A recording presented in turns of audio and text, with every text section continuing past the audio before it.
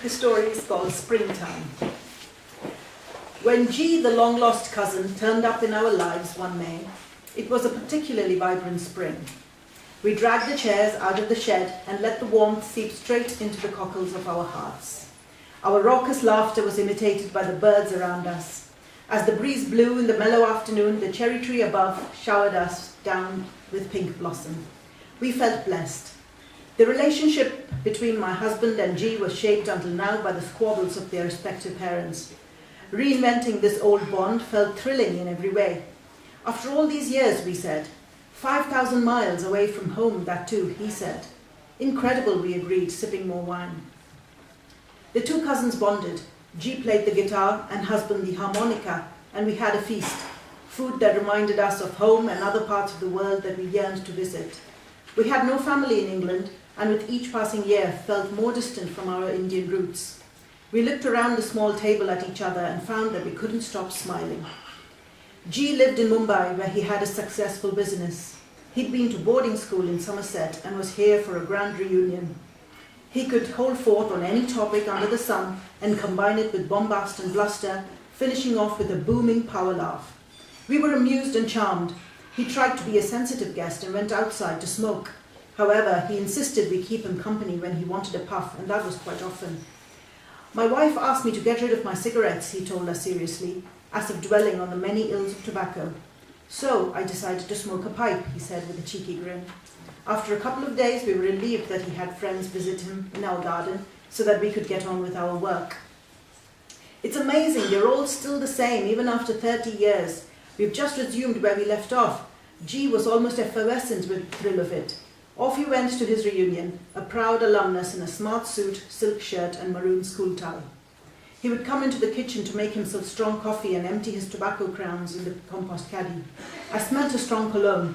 Mingled with the pungent pipe smoke, it made my stomach do a backflip.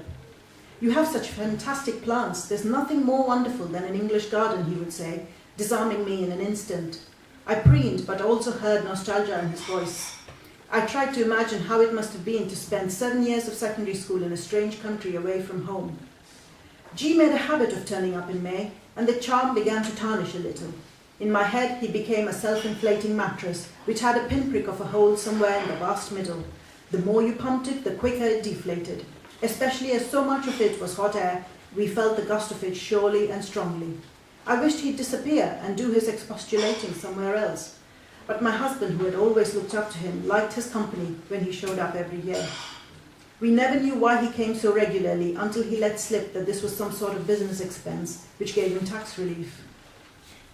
Last year, I remember dreading the start of May until he showed up and made a grand announcement.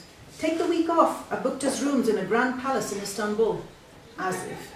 What about your wife? Won't you want to come too? We asked. We'd understood that she was the brains behind the company.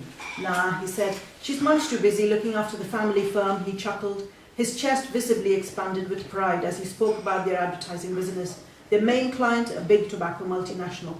So there we were on a Turkish Airlines flight to Byzantium, as he declared, pulling out yet another obscure piece of ancient history and showing off his Latin. I was beginning to see him as an Indian Boris Johnson. This was not the time to fulminate, I thought piously. G ate his beef with great relish while we stuck to being firm vegetarians and enjoyed the rigatoni swirling in a delicious aubergine sauce. On landing, Istanbul airport felt like any medium-sized European destination, but with a tangible Eastern feel to it. It's not that dissimilar to New Delhi, he said with that burst of patriotic pride, as we went out to queue for a taxi. That always caught us by surprise. The orderly nature of things so far was in direct contrast to the chaos of India, but I decided not to contradict him. Our turn came and the cabbie jumped out, his face lighting up on seeing us. He was eager to talk because we were Indian, and then we did feel we were back in Delhi. The night sky was illuminated by the lights of graceful minarets and plump domes. All along the water, the waves shimmered gentle and seductive. I was utterly captivated. The place that G had chosen was something straight out of Aladdin's tales, or as I would later discover, the grand chambers of the Dolmabahce Palace. Sultan Suites it was called, and G insisted we stay in the best apartment, 3 interlinked rooms opulently designed with a vast gilt-edged standalone mirror in the middle. There was gory history all over this grand city. the harem intrigues of the Topkapi Palace, and the legendary fratricide of the half-brothers who posed a threat to the throne of the Hagia Sophia. Outside, we got used to hawkers trying to sell us tourist tat. "You're from India? Please, call me Shahrukh," after the Bollywood heartthrob. G would abandon us at odd times and reappear, but always know where to find us, which seems spooky in this big city teeming with people. "Oh, it's probably some app on his tablet," my husband said, dismissing it as an obvious trick. He insisted we go up the Galata Tower. The views, he said, were stunning, but my husband chose to stay below. The scene outside our penthouse apartment was good enough for him, he said. Inside the lift, G and I looked at each other and smiled. I'd become fond of him again, as inviting us here was such a generous gesture.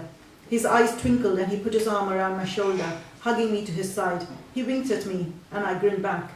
At the top of the winding staircase, I breathed the fresh air and took in the splendour of the Bosphorus and the mosques dotted along the Marmaris and the Black Sea from high above. I stepped away from the edge, my head reeling a little from vertigo or perhaps the recent contact with G's potent cologne.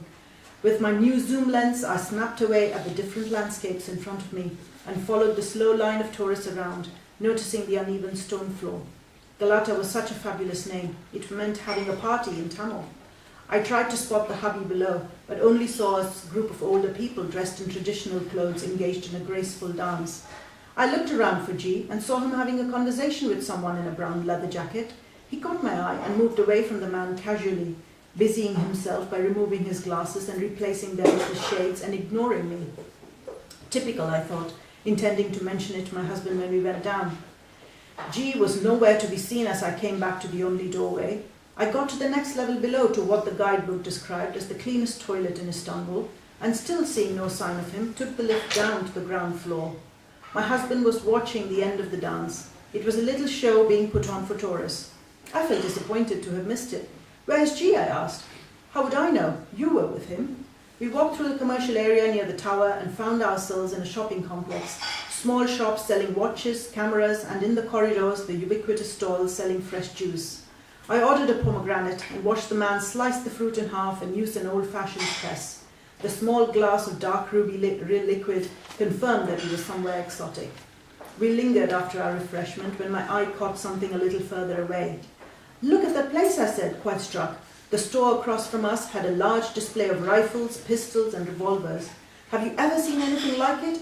Arms and ammunition freely available, just like handmade soap or baklava." I began to click the James Bond-type pistols and the meaner-looking machine guns, Kalashnikovs, AK-47s, I murmured to myself, exhausting my knowledge of such weaponry. I focused my camera again and my hand slipped for a moment at the sight in my viewfinder. There was G talking to the shop owner, the man in the brown jacket from the tower. G's face was serious and he was ticking off items from a clip pad. I clicked some more and showed the last picture to my husband. I watched as he registered his cousin's face. Husband placed his hand at my back and urged me to move. "Enough, we've seen enough, let's go," he said. The metro station was just outside the mall. I suddenly remembered an old conversation I'd overheard of G and an old school crony in our garden. "Oh, Madge, the last I heard he was selling arms to India," and they'd moved on to discussing the peaty quality of Scotch whisky. I looked at my husband, rolling my eyes, saying, "What is he like?" for the 100th time, but finding it all highly entertaining. We slotted the orange tokens of the turnstile and boarded the train, heaving a sigh of relief at leaving the scene we'd just witnessed. G hadn't seen us, and that was good. We saw him briefly the next morning as we packed up to leave. He was heading east to India, and we were going back to England. By unspoken agreement, husband and I didn't talk about him after returning home. That following Easter, I began to fret about a prospective visit. I asked my husband what he really thought of his cousin. "He's a hustler. We won't be able to understand," he replied, cryptic as ever. I opened the back door to the garden, standing barefoot on the damp grass. Inside, G is on the phone.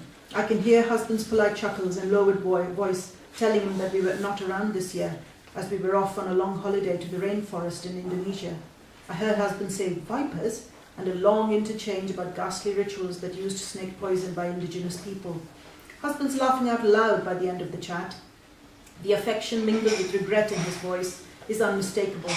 And then I hear him ask in a diffident but firm tone, "So how's business? Any more trips to Istanbul?" I don't want to know and walk out of earshot to the bottom of the garden. The birds sound a little muted and the mighty cherry tree has been brought down after the storms at the beginning of the year. Bluebells in dense profusion form ripples of purple everywhere. Each spring they show up uninvited, between the shrubs and even the vegetable beds. These visitors were always welcome.